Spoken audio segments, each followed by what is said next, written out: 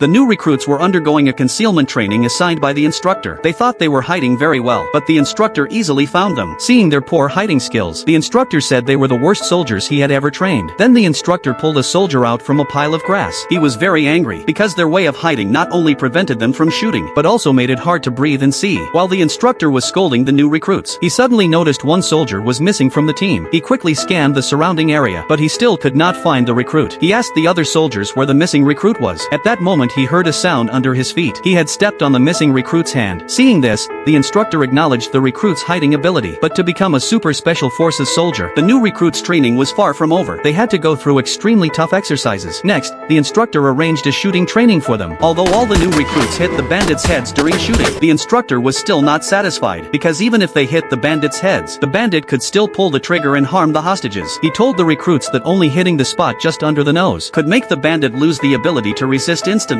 So the instructor declared all recruits unqualified. Then he began teaching them how to knock out bandits. He pointed to the back of a model's ear and told everyone, the area behind the ear is the nerve center. But one recruit did not believe him. He decided to test it on himself. The next second he fainted. The instructor looked confused, but he still warned the recruits not to experiment on themselves. The next training was a nightmare for all soldiers. Soon the instructor locked the new recruits in an iron cage. The purpose was to test if soldiers could keep secrets when captured. The instructor warned them it would be extremely harsh. Anyone who could not endure could apply to quit. 3 days passed quickly. During the 3 days, the recruits had no food, water, or sleep. Those who could not continue were dragged out. But the remaining recruits kept going. 4 more days passed. Only one recruit was still holding on. The instructor mercilessly pressed him into the water. He pulled him out only when the recruit could hardly endure. By then the recruit's consciousness was beginning to fade. Then he was brought in front of all the recruits. He had endured for 7 days and 7 nights, setting the longest record in the history of new recruit training. The instructor highly recognized his ability. That day, the new recruits received a mission. They had to quickly blast a channel to clear the river before a storm. Heavy rain had caused a flash flood. The mud and rocks blocked the upstream path and threatened the lives of millions downstream. 3 soldiers took oxygen tanks and jumped into the river to find a proper blasting site. But the river flowed much faster than expected. The recruit had just installed a time bomb. A huge rock above was suddenly swept down by the current and crushed his legs. No matter how he struggled, he could not get free. Luckily, his teammates noticed in time. They used a lever to lift the rock with all their strength. They managed to pull the recruit to safety just 1 second before the explosion. When the recruit saw the river downstream completely cleared, he felt an immense sense of accomplishment.